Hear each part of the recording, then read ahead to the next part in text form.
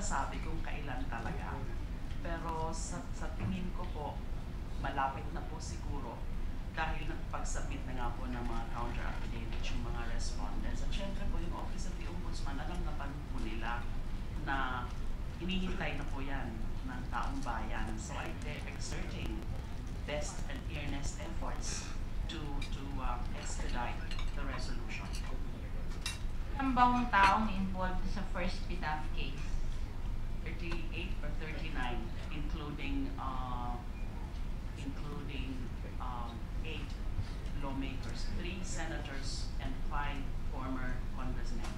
And the rest are connected with the agencies? Either connected sa agencies, connected sa NGOs, and of course Mrs. Napoles, and then the alleged agents of Mrs. Napoles.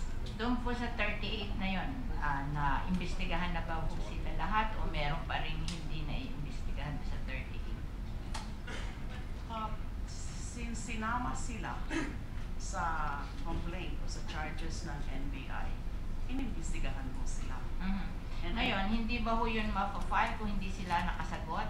Or mapa-file nyo na kailangan sila sumagot bago nyo ma-file yung case? Not necessarily, kasi while they have the right to submit counter affidavits and countervailing evidence, but they can always waive it. So kapag nag-lapse na po ang period na binigay sa kanila, hindi po sila humingi ng extension, ay magiging waiver na po yan on their right to be heard at the PI level.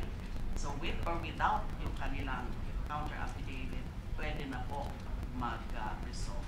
So hindi nila kailangan mag-waive pag nag-end na yung period that they're given a chance to answer at hindi sila nag-answer, automatic waiver na yon. Usman yan, normally po, alam ko, merong parang order yan o kaya nasa resolution siguro nila yan na since hindi sila sumagot within the proper period without waiting or without asking for an extension, they are deemed to have waived their right to do so, and therefore we are resolving this case on the basis of what we have, on the basis of the complaint and supporting evidence of that complaint. So, alam ko na hindi kayo mag-file ng case, it's the Ombudsman, but in your better judgment, not a specific date pero a specific month, tingin nyo, with this kind of case, ma-pinpoint nyo ba yung specific month na yun?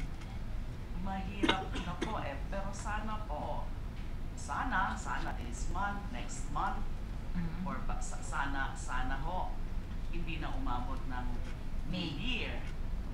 And lalo na sana, hindi na umabot po ng end of the year. Masyado naman matagal yun, di ba? So, tingin nyo, either this month or next month would be a better guess. I mean, based on your experience. Hindi po imposible yun. So, that's possible. That's quite possible. Kasi pag tinatanong kami, sabi namin malapit na kasi wala kaming maisagot. So, I just want to have an idea of, kasi yung mga tao nagtatanong. So, kasi parang sinasabi nila, hindi na ba matatapos yung hearing na yan ng kailan ba ipa-file yung case. So, we just want to have an idea of how we will answer para ang mga tao naman ay hindi sila masyadong naiinip. Yun lang po. Marami pong salamat. Kay Director General Conan, you mentioned in sa affidavit mo that you call the legislators for validation. Kayo mo yung tumatawag. Hindi mo sila yung tumatawag sa inyo.